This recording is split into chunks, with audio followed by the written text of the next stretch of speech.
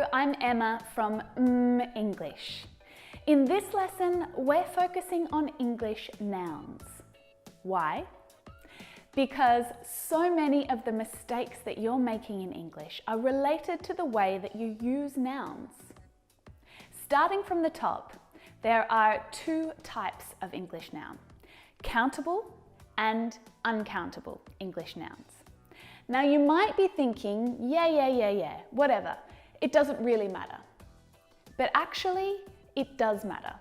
It really does, for a whole lot of reasons, like how to use articles correctly, how to use much and many, so and such, some and any, or a little and a few. These words all depend on the type of noun, and learning and understanding more about countable and uncountable nouns and how they're used differently will dramatically improve your English grammar. I guarantee you that some of the mistakes that you're making in English are because you're treating an uncountable noun like a countable noun, or a countable noun like an uncountable noun. Now, I've made a cheat sheet to help you understand these rules, and I'm going to tell you how to download it at the end of this lesson. In this video, we're focusing on uncountable nouns, but you can check out another video on countable nouns right there. Okay, so the kitchen is a great place to start talking about countable and uncountable nouns. It's been a while since English has been in the kitchen, so I'm very excited to be back here.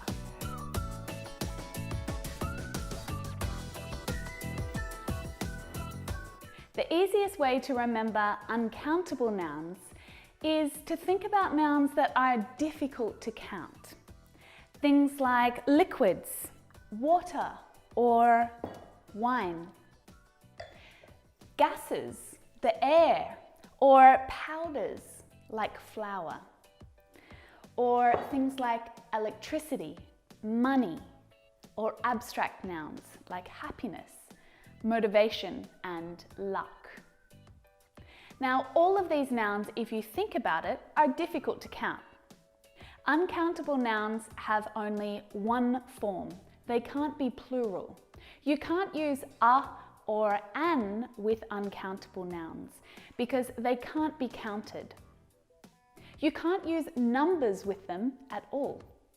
We can't say, I need a milk or give me 3 monies. But you can use some with uncountable nouns, and that just means an amount, but not a specific amount. Can you get some rice from the supermarket for me? We can also use uncountable nouns without some. Can you get rice from the supermarket for me?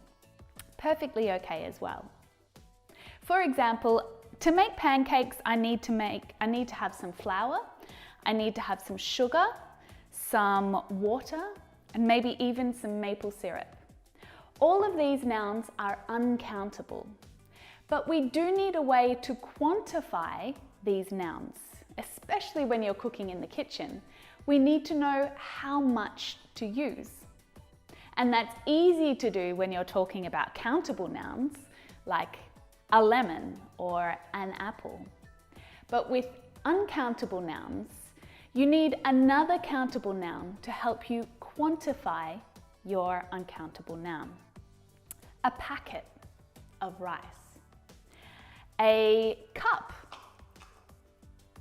of oil, a can of coconut milk, 2 liters of water, for example. And all of a sudden, all of these things can become countable. Notice how I was using an article with all of those nouns. Now, this is all great in the kitchen, but what about outside of the kitchen? With nouns like information or happiness or money, luggage, advice, it's the same idea.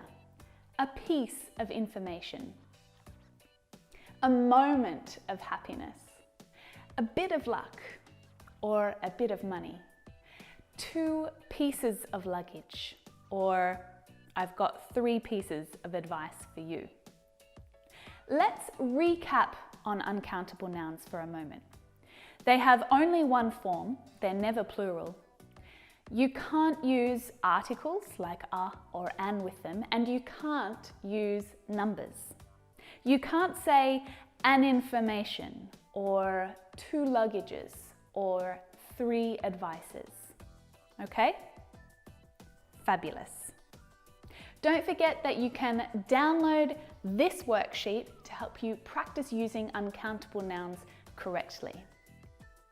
Now, there are some uncountable nouns that you'll see being used as plural nouns.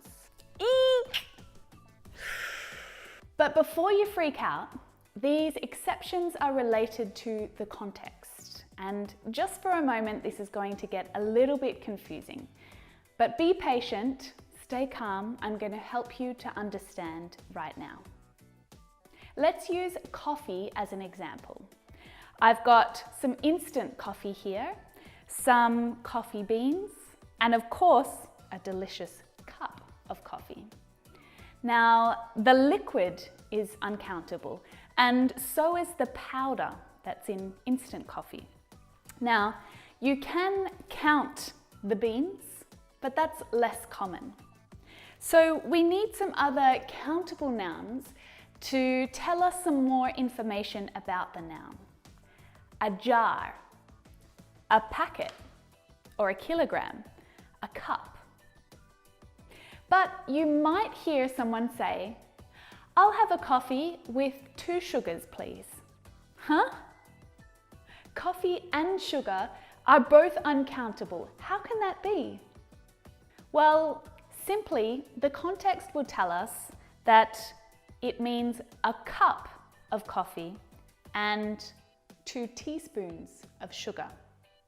The same if someone said, "We'll take 3 waters." It means 3 bottles of water or 3 glasses of water. So how do you know if a noun is countable or uncountable? It's easy. In the dictionary, when you look up this word, you'll see a U or a C next to that noun. It will tell you if it's countable or uncountable.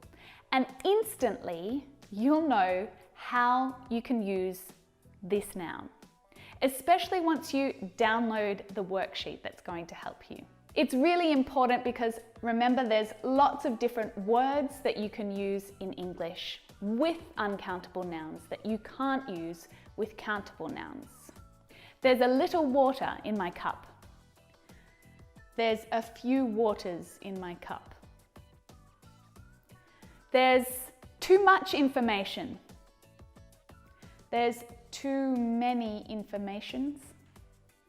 So it's really important that you're using the correct English word with these nouns. Now, before I finish, I want to tell you some of the biggest mistakes that I see with uncountable nouns in English. Advice, knowledge, information, news, luggage, equipment, and furniture. These are all uncountable nouns. They have only one form. So that's it for this lesson. I hope that you're feeling a little more confident with uncountable nouns.